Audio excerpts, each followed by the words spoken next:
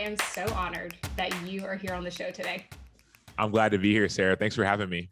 Yeah, I don't want to waste any time because I don't think a lot of people know your recruiting story. And, parents listen to the podcast and they hear all these different things about what it takes for their kid to become a college athlete. And your story is so cool. I want you to share a little bit about that for people to hear. Definitely. Well, it's interesting. We're doing this interview. I'm in New York.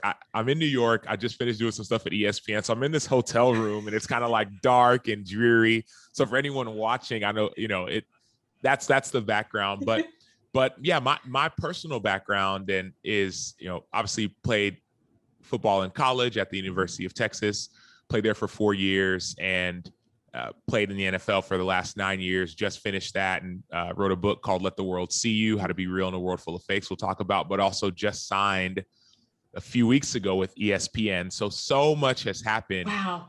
But it all started really with that recruiting story. I grew up in Dallas, Texas, which a lot of people know Texas and football kind of go hand in hand. Right. But for me, that wasn't my story. Oh. It wasn't my story. My football was never the main thing. Mm-hmm. For me and my parents immigrated from Nigeria. And, for them, the first time I played football, it was with a round soccer ball in like second grade. And, our parents just put us in sports. There was no AAU. There was none of that. We just were in sports just to kind of get out of the house and to stop breaking things. Right. Me and my little brother and my two sisters.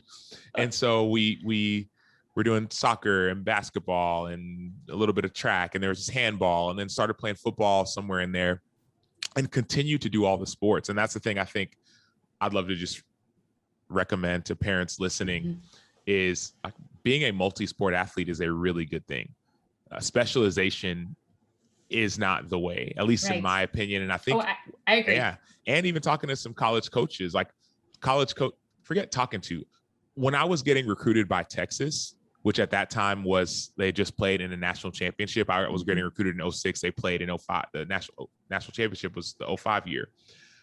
The coaches from Texas, they didn't come to watch my football game. They came to watch my basketball game. Oh, interesting. Yeah, they had seen the film of football. They'd seen my highlights, and so they knew about that. And I'm sure there may have been some recruiting issues where you could only come at a certain time. But when they came on campus, two things that they did, maybe three. One, they talked with the staff, and not like the coaching staff, like the kitchen staff. Yeah. Right. They talked with the maintenance staff and said, "Hey, what do you know about Sam?" That was one thing. The second thing is they obviously talked with my teachers and grades and all that kind of stuff. But the main thing was they went to watch a basketball game. They wanted to see how I moved as an athlete, not just what does my highlight tape or 7-on-7 look like. And so that would be the biggest thing. Specialization, I don't think is the way, but my recruiting story kind of started with this, with even before going to Texas, going to a football camp that my brother heard about at the school at USC, which was really good as well at the time, and kind of just stumbling upon that camp and getting discovered. Which is so wild because I love your book because it kind of gave a picture of we'll talk a little bit about that too, but in that book, you talk about showing up to this camp at USC and it's an invitation only camp. And wasn't invited, and I wasn't invited. It was not even close. And that's the thing. Like so many people, I got a friend of mine who's saying, "Man, I hired this recruiting service. And they're gonna get my boys tape out there." And honestly, there's one of my there's a song that says, "I know God did it, can't take the credit." Yeah. And I know God did. I can't take the credit. I know God did this. I showed up at this camp. It was an invite only camp. We weren't invited, and we were all the way in California. They let us join the camp. And another layer too, I didn't talk about this so much in the book, I played tight end and defensive end in high school. And my thought process was, well, let me go to this camp. Do I go as a tight end or as a defensive end? Oh, and I was thinking, well, and I knew it was like a 2-day kind of camp or like a 2-part camp. So I knew I'd have time for both. I said, well, let me, my passion has always been defense. So another point, follow your passion, right? If there's a passion, if there's I remember being in 5th grade, running around, being sacking the quarterback was I love sacks, like sacking the quarterback. Like I love defense. I love it.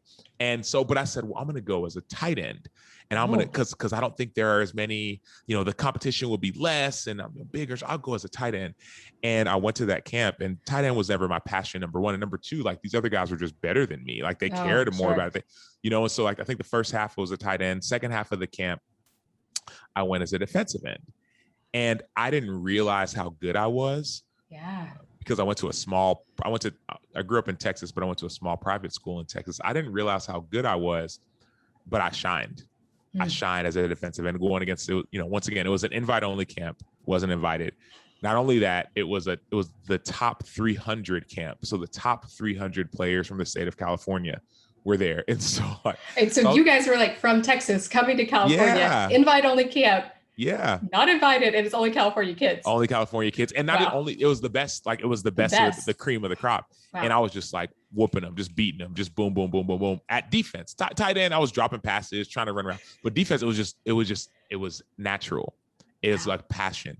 And so from there, ended up getting called up to Pete Carroll's office, me and 4 or 5 other guys. And essentially they didn't offer me right then and there, but they said, we are really, really interested.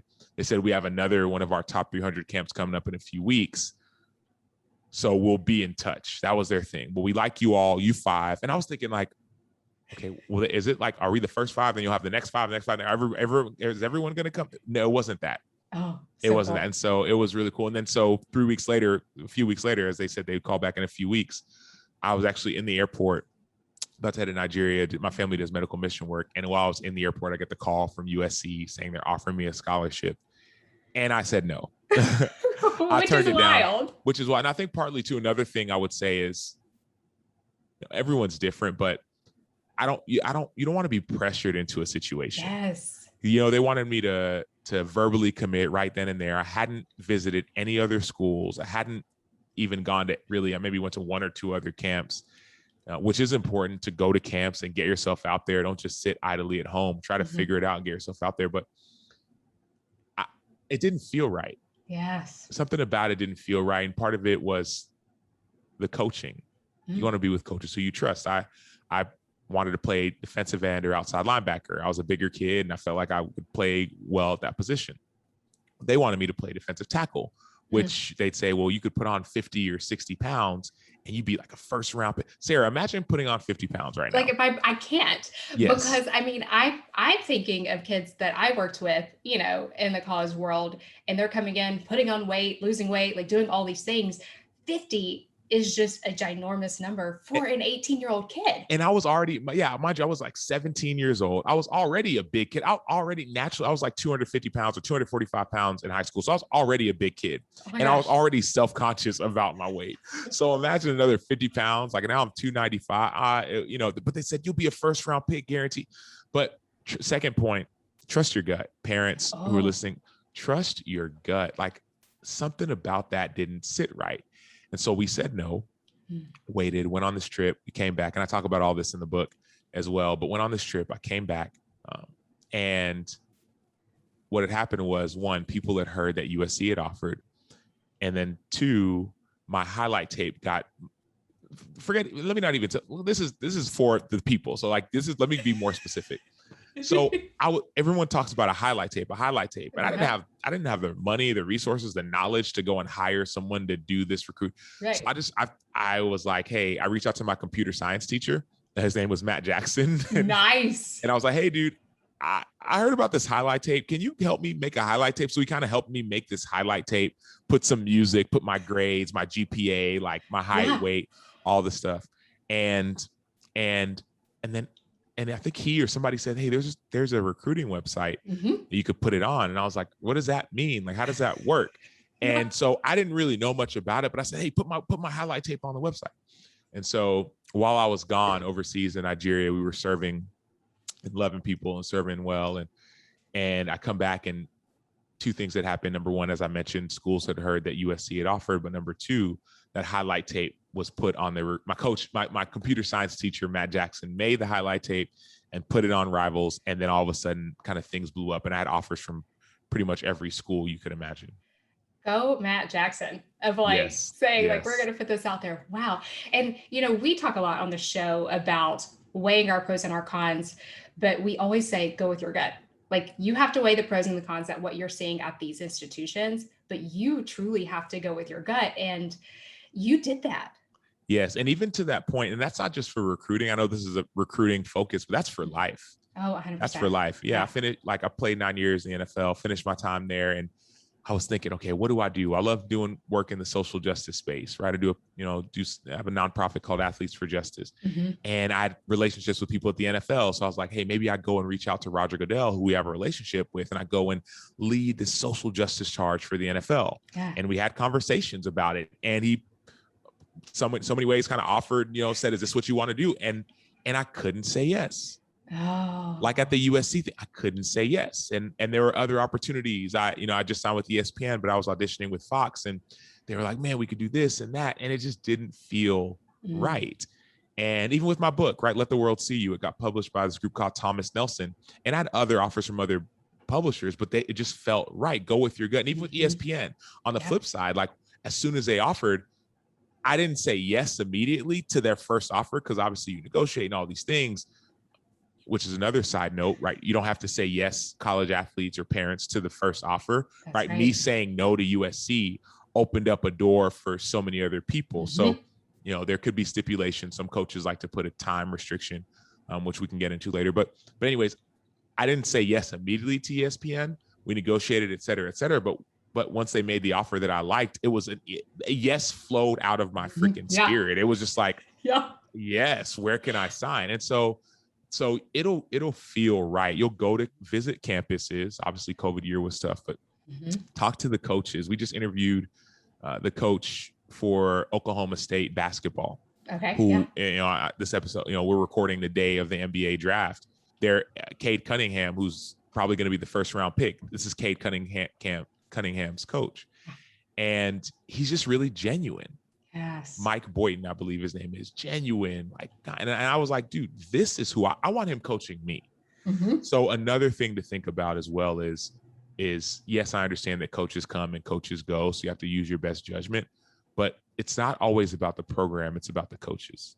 Yeah, I love that, because I know students, and it sounds like you went through the same thing about, okay, I'm trying to figure out what I want to go, where I want to go, what I want to do. And a lot of times they have like these dream schools. They're like top of the charts. Like, if this happens, I'm going there. But sometimes they're like, honestly, not being who they should be. They're not being themselves. So, and I love that about your book is, you really talk about letting the world see who you are. And for many years, you didn't let that happen. So how can student athletes really let the world see them as who they are as they navigate this process? No, I love that. I love that question.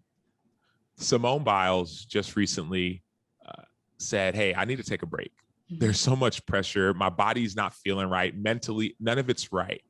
And I need to say no, not even for the benefit of, for the benefit of myself, but also for the benefit of those around me, for my teammates. If I keep on doing what I was doing, if you go and watch, she was something wasn't right. And her team would have lost if she would have tried to, tough it out or whatever. And so she took a break. Her team got silver medal. And so she had to press pause. Naomi Osaka, kind of similar thing. Something's not right. I need to take a break or have some space or breathe. My whole book is about what it means to be seen and to be known and to be loved. And it's so much of us put so much pressure on ourselves to be who we think everyone else wants us to be, as opposed to being us, being who we were meant to be. And for college athletes, it's so easy to try and please coaches or please their teammates. I'm going to try and act this way or be that way. And I'm telling you, men and women, young student athletes alike, those masks that you wear, that weight that you carry, it's heavy. Oh, it's so heavy. It's heavy and it's exhausting. And it's we're talking with student athletes and parents. Imagine walking around with a weighted vest your entire life. And then imagine getting a chance to take it off and run. That's when you let the world see you. It's taking off, because we all wear it. We all try to fit in or to look pretty or to be liked or to be tough, And it's like, let me just be me. Can I just, instead of being all these, can I just be me? And I learned that journey through, and I talk about it all throughout the book, but that journey of what it means to be me. Like the subtitle of the book is How to Be Real in a World Full of Fakes. So many people are faking and pretending. And if I have any word to a student athlete or even a parent, you don't have to fake or pretend. Your way will work. That's right. Like there are other ways. Oh, this parent did this and that parent did that. I was training in a place in Texas not long ago, and I saw there was this huge AAU tournament for high schoolers getting ready to go to college. It was Pat and Juwan Howard, the Michigan's basketball coaches. There are all these famous coaches, Steph Curry's coach, all these coaches were there.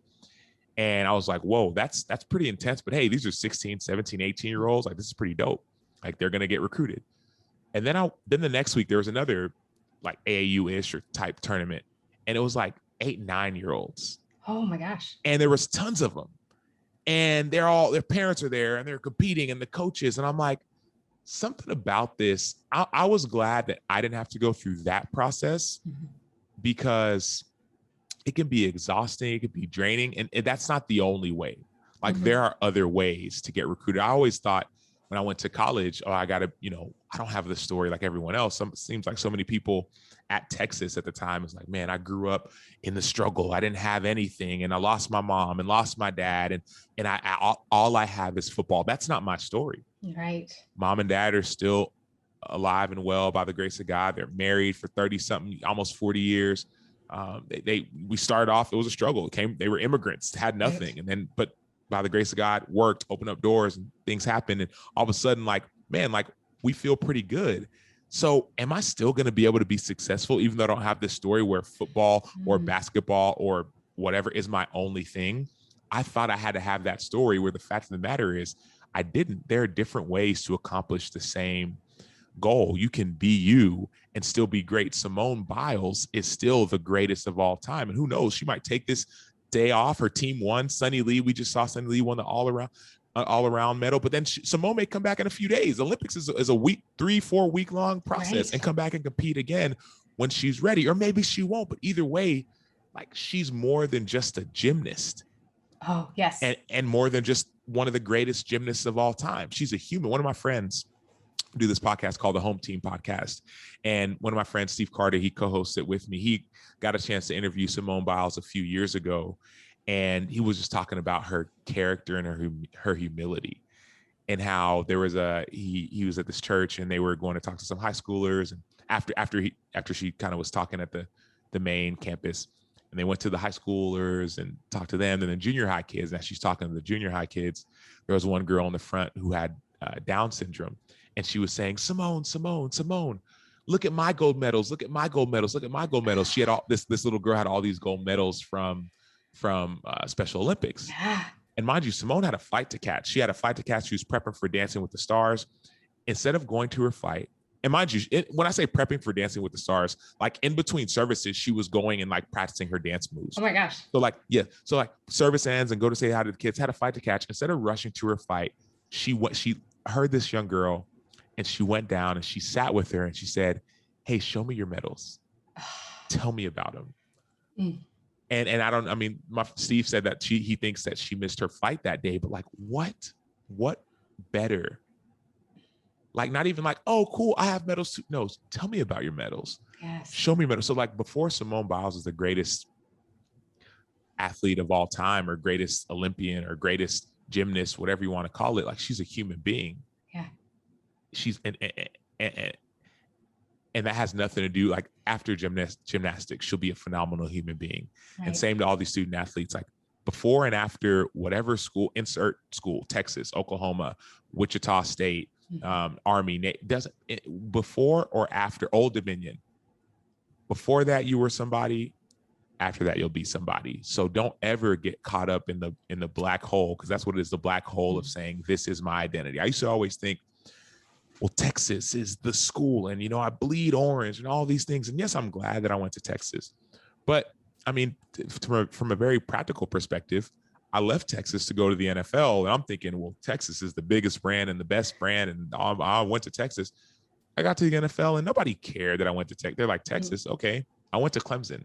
I went to Ohio State. Mm-hmm. I went to Alabama. Nobody cared that I went to Texas. And all of a sudden I was like, oh, wow, I better adjust quickly and not let my identity be in the fact that I went to Texas. Let it be, okay, now I'm in a new phase. Now I'm an Arizona Cardinal. So let me do my best for the, you know what I mean? But even outside of that, it's about honoring God with the gifts that we have. And so yeah. Gosh, my brain is just like spinning of all the things because, you know, a lot of times we talk here on the show, you know, in this recruiting process, like, yes, talent matters. Like, we know that talent matters. But in the end, if you are going up against someone, same position, same grade, same all of this, and your character is just a little leading, like, that is who the coaches are going to come after. They're going to offer you because they're looking for that character. Absolutely. Absolutely. There's talent for sure, but also there's the other things that we talked about. Like, tell me about him off the field, talking to teachers, talking to staff, right? It's more than just about being the best. It's about like, who are you as a person? Yeah. And I love in your book, there's a quote that says like, there's a concept known as failing forward. It means there's a silver lining in the mistakes, in the changes, in the uncertainties of life. You're not losing, you're learning. Absolutely. Absolutely. You're not losing, you're learning. And that's the thing. It's like with every loss, with every no, I think you're saying yes to something different. Oh, yes. You know, like with every no, it makes your yes stronger. And I'm still learning that. I'm learning how to say no to school, say no to opportunity, say no, right? But it makes your yes stronger. And so that's right. If I have advice, I would say, yes, go for it. Go for it. Whether it's, you know, the football camp that you weren't invited to, or let's say you love golf, but you're also good at volleyball. It's like, do both. You know, like I got a friend, Chiney Ogumake, who plays in the WNBA, and she also works full time for ESPN. She's was a number 1 overall pick, but she's also about to host the NBA draft. I mean, go for it. Like, you are more than whatever any coach says to you. Last quick thing for me, at least on this topic, is before the USC camp, many people don't know this. You're getting all the behind the scenes, Sarah. I love it. Before the USC camp, I actually went to a different football camp, the first ever football camp I'd ever went to. One of my friends, it was Vanderbilt football camp. One of my friends' dad was like on the board of regents or something at Vanderbilt. So I go to this camp and I'm thinking, oh, it's going to be great. And I go there and I think I probably went as a tight end that day, right? Thinking I'm going to, you know, show off. Yeah. And I left the camp and they said, oh, thanks for coming. The coaches, right? Vanderbilt Commodores are like, you got, we're not super interested, but you have some raw talent. So, you know, thank you. And I kind of walked off like, oh, okay, cool. They said I got raw talent. At least I got some kind of talent. They said I'm not really that great, but okay. You know, my dad is like, raw talent. Who do you think, you know, what do you think? Yeah. But that's what they said, but it ended up not being true. 2 weeks later, I went to this camp at the number 1 school. Vanderbilt at the time was not very good. Went to USC, which just won 3 national championships. And they said, oh, you're great. We want to pick you. And so believe what you believe. Parents, if you believe in your kid, believe in your kids. Yeah. And don't like, there's a balance of pushing your kids, but also giving them a sense of responsibility. I think young men and young women, but specifically men, just because from speaking from my experience, sure, like, we need to be guided and pushed, and we need to be told what to do, you know, in so many ways. That helped me a lot with my dad, kind of helping guide and push me. But also there was a responsibility of, if I wanted to work out, I needed to go make that decision to do it. I couldn't have my dad saying, are you going to go lift today? Are you going to go run? Like, there became a point where I made that decision. Right. And that decision is what changed everything. Because that, you can't take your parents with you when you go to college. No. And even you can't take your high school coaches. You can't, it's you. So you have to find something that drives you, whatever it is, and that you can take with you. I took that drive. I told you, kind of was just started training on my own, even though our school didn't really care about sports. I started going to the track and running, so I can get, I told you I was a bigger kid. I wouldn't, the side stitches, I feel the side stitches after like 2 laps. And I said, okay, let me try and run a mile. Right. Cause I couldn't run a full mile. I would get tired. I would, you know, and if I did, it was like 12, 14 minutes. Let me try and get it under 10.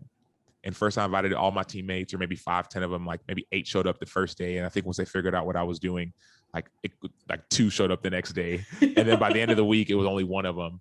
And it was just me. After a week, it was just me. And I would just go to the track and run. and not like sprint. I was just wanted to run a 10-minute mile. It wasn't this huge goal, right? Same thing. Like, okay, let me do push-ups, right? There was time I couldn't do a push-up. This NFL linebacker, Sam Acho, couldn't do a push-up, couldn't do a pull-up, y'all. Oh. And I was like, okay, let me just try and do some push-ups. So first it was like, okay, I'll do 5. All of a sudden I did 5. And I said, okay, I'll do 5 in the morning, 5 at night. Oh, okay. That was 10. Then I was okay, I did 10. Let me try and do 10. Oh, wow. Okay, I'll do 10 in the morning and then 10 at night. Oh, wow. Okay, good. Okay, let me try and do 15. 15 is a little much. Okay, let me do 10 in the morning, 10 in the afternoon, and 10 at night. Okay. Oh, wow, 30. Okay, now let me do 15. Okay, 15, and then 50, and all of a sudden, after weeks and months, now a guy who couldn't do a push-up can now do 50 push-ups in a row. And then I could do 50 in the morning and then 50 in one time and then take a quick break and then do 25, then a break, then another 20. And then, now I did 100 push-ups in the morning. Oh, then I could do that. I can take that with me. And I took that with me from high school. I took it with me to college, right? Those little things, little wins, right? Showing up 15 minutes early, 5 minutes early. I took it with me in NFL and even with my new role. I'm taking it with me everywhere I go. Yeah. That is so powerful because, as we think about just like standing out and like, what do these kids need to do? Having those little edges ahead of like being early, I had a coach one time, being early is being on time. And like really thinking about what that looks like because, we say talent matters, but we have to also look at like everything that's off the field because in the end, like this sport will end at some point and you made it to the highest level and your sport is still over. Bingo. I had a coach who said, little things done well make big things happen. And so, and I'll say it again, like little things done well make big things happen. And so I would just say not even to the parents, but to the student athletes listening, do the little things well.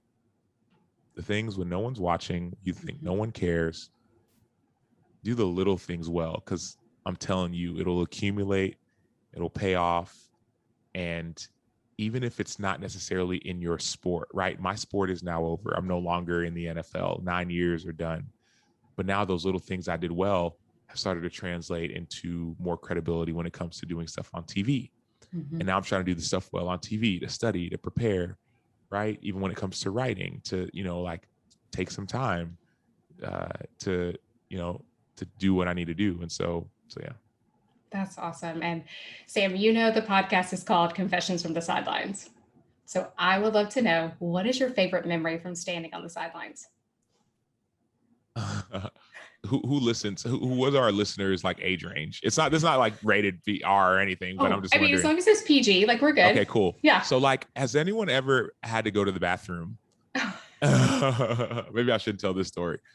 It's too late. I think I already went there. You gotta go. You're all in. So like, I don't know what the situation was, but I had to go to the bathroom, and I was on the sideline. I think it was like a college game, and it was like a big game, and I didn't want to like go to the locker room and miss the thing. And so like, they have like they got like the towels and stuff like that. Where they go on the sideline, and I think this time I was like, there was no time. Like I needed to get in the game and win, and I just did it right there. You know what I mean? It was like, it just kind of happened. And I obviously like it felt kind of gross, but, and you can edit this out if we need to, but like, I don't know if it's a favorite memory, but it's one of those things where it was like, you don't tell I don't think I've told anybody this. Oh, so no. Maybe, but anyways, but yeah. And it was like, well, there's that. It was like number one, right? Number one, it wasn't like, but either way, it's still either way. But yeah, that's a confession from the sideline. It's a confession. So hopefully this is the most grotesque confession that you get. I mean, we've had a few other ones. So yeah, not to worry. Well, Sam, I am so honored that you are here. Thank you so much for sharing your story. Thank you so much for having me, Sarah.